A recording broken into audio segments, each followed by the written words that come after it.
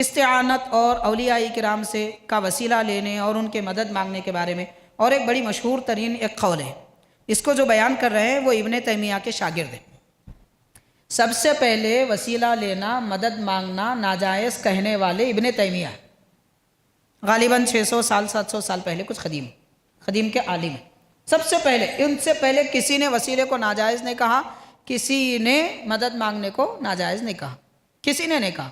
یہ سب سے پہلے ابن تیمیہ، وہی ابن تیمیہ کے 4 شاگرد بڑے بڑے عالم ہیں، ان میں سے 2 بلکہ 3، ابن رجب حنبلی، ابن قیم، ابن مفلح، یہ 3 بڑے بڑے شاگرد ہیں ابن تیمیہ کے، اور وہ ابن تیمیہ کے بڑے شاگرد اپنی کتابوں میں لکھتے ہیں۔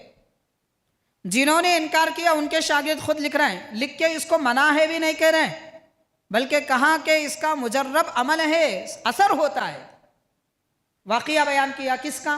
حضرت امام احمد بن حنبل رحمۃ اللہ علیہ کا۔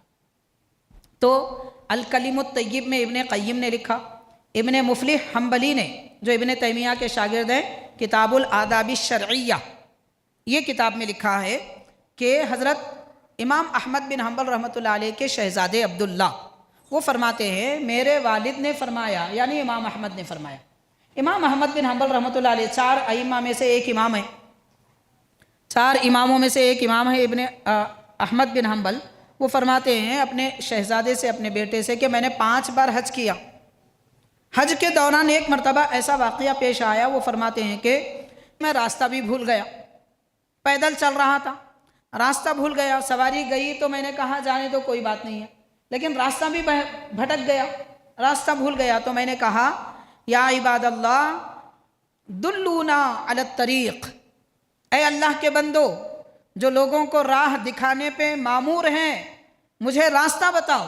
احمد بن حنبل جیسے بڑے محدث اور امام پکار کر کہہ رہے ہیں اللہ کے بندو مجھے راستہ بتاؤ، تو آپ فرماتے ہیں فوراً میری رہنمائی ہو گئی، میں چلتے چلتے ایک ایسے راستے پر آ گیا، میں سمجھ گیا کہ اب یہ راستہ کعبہ تک جانے والا ہے۔ تو بھٹکے ہوئے راستے میں امام احمد بن حنبل نے یا عباد اللہ دلونا علی الطریق کا، یعنی اللہ کے بندو جن کو رب نے مقرر کیا راستہ بتانے کے لیے، مجھے راستہ بتاؤ۔ تو اللہ کے بندوں سے امام احمد بن حنبل نے مدد مانگی یا نہیں مانگی؟ جب احمد بن حنبل نے مدد مانگی، حدیث پاک کی روشنی میں کوئی یہ نہ کہے نہیں ہم اماموں کو نہیں مانتے، ہم کسی عالم کو نہیں مانتے، ہم کسی کو نہیں مانتے، تو پھر مانتے کس کو ہے؟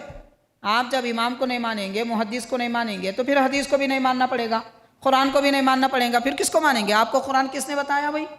یہی امام، یہی محدثوں نے۔ حدیث کس نے بتائی؟ یہی محدثوں نے، یہی اماموں نے۔ پھر ان کو ہی نہیں مانیں گے تو آپ قرآن کیسے پڑھیں گے، حدیث کیسے پڑھیں گے؟